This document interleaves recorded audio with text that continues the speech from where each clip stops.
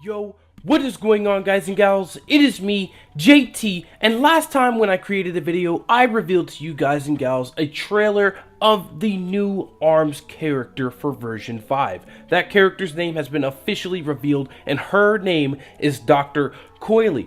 Now, when I played Dr.Coyle, I thought she was a very interesting and very new difficult type of character, and I also missed a couple of things when I was doing my analyzation video, so I wanted to come back and talk to you guys and gals about this character while I have the time.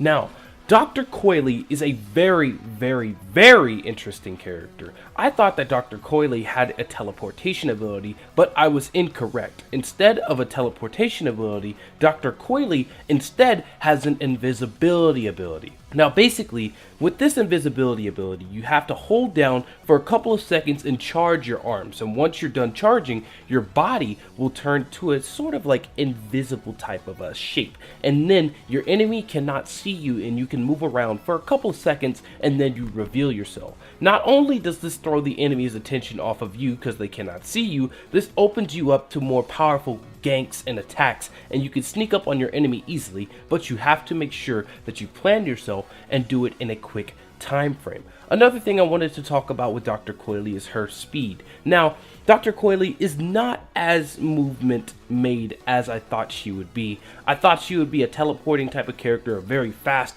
moving type of character, but with her floatiness and her hovering abilities, it has made her really slow. Now, Dr. Coyle cannot really jump to a high extent. She can jump, but it's just a tiny little hop. It's not very high. But whenever she hops up in the air and whenever she goes onto a hard or big ledge and she stands on it and flies off of it, she gains that extra height and she hovers in midair. So it makes it dangerous to attack and be attacked with Dr. Coyle because you're hovering in midair and it's very difficult to attack and it's very difficult to get hit. But Dr. Coyle is very powerful, but she can be countered in midair if you have a couple of hydras and tri-shots, so be on the lookout for that. Another thing I learned about Dr. Coyle is that she actually has 3 arms. Now, when you charge up your arms for a couple of seconds, you have the ability to unlock a 3rd arm on your arm shoulder. And basically, this 3rd arm acts as a normal arm, and when you attack with a certain arm, that arm will activate and move as well.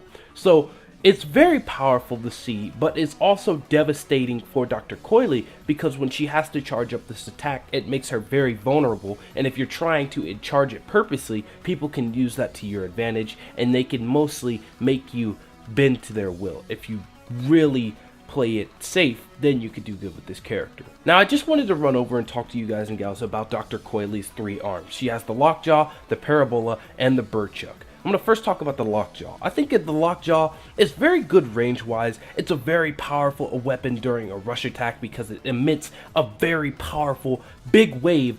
However, if you want to be good with this arm, you need to be accurate. This weapon is full-on accurate, and if you are not accurate with this arm, you will be punished for it severely. I've had instances where I lost a whole match where I had the advantage because I was simply just not being accurate with my Lockjaw, and it was just very devastating and not good at all. This weapon is incredibly slow, so that adds to the effect that if you miss the arm and you miss the ball itself, then you're in trouble and you can get grabbed, and you can also just get in a lot of trouble and just be thrown off severely. The Parabola is a very powerful weapon, very similar to Twintel's umbrella arm, except this applies a stun effect instead of a knockback or spin around or tornado effect, which is very powerful, and it stuns the enemy, and it's a great offensive and defensive weapon. However, I don't think this weapon works well with Dr. Coyle due to how slow she is. This is temporarily, this is mostly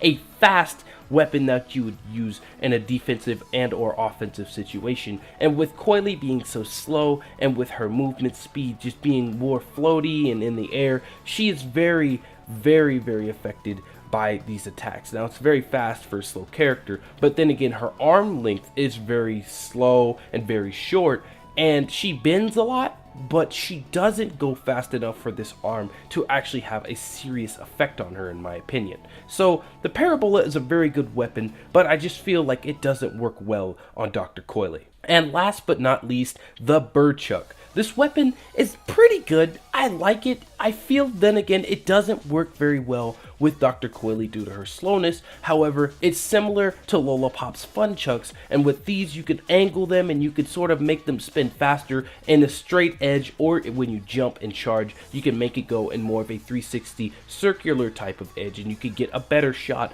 on your enemy with that. And I feel like the Funchucks, these are just upgraded Funchucks with a slowing ice effect, which is very good, but then again, with Dr. Coyle, not very strong, and it is very dangerous to use these if you are not careful enough. You can use all of these arms on Dr. Coyle, but I feel like there are better arm variations out there that you can use to possibly give you more of an edge with her. So I'm going to talk about some of the quick counters that you could have with Dr. Coyle, and if you're fighting with Dr. Coyle, there might be an issue with these characters that you go up against. Now, I found that if you play fast mobility characters like Ninjara, Kid Cobra, Helix, Springman, Springchan, or basically any characters that aren't tanky and slow, such as Master Mummy, such as Mechanica, just basically any character that is really slow, that could be a very dangerous thing. So basically, these fast characters have more mobility than Dr. Coyle. That means they can move around faster, they can move and dodge her slow arm attacks, and they can outspeed her hovering ability. However, she can go invisible and dodge that, but you're most likely going to get hit either way because you're fighting a character that is 2 times as powerful or speedy than you. And with Springtron, I found that he's very, very counterable to Dr. Coyle due to his EMP blast, and when she is in mid-air, if you are not careful to block in mid-air, you will get knocked down and you will lose your arms and get grabbed. It is a definite thing. You need to beware of Springtron when you're playing as Dr. Coyle, because she is just a very floaty, slow character, and if they predict you right with an EMP blast and you get your arms knocked down, I feel like that's where you're going to lose your advantage right there. Overall, I feel like Dr. Coyle is a very powerful character. I feel like her arms really work to a degree with her, but not as much. You know, I feel like if there were faster arms for this character, she would do 100% better. But of course, you could always edit different arms onto her, and you could create a different type of set of arms for this character and just make her very powerful and fast. And you could have a slow character be fast, but I don't think that would work that well. Dr. Coyle is very strong, but her invisibility is a little bit dangerous to use, and so is her third arm ability as well.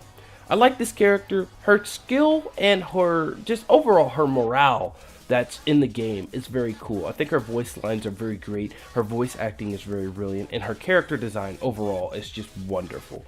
But what do you guys and gals think in the comments below? Do you guys and gals think that Dr. Coyle is powerful? Do you think she's fast, slow, or do you think she possibly needs a buff or nerf in the future?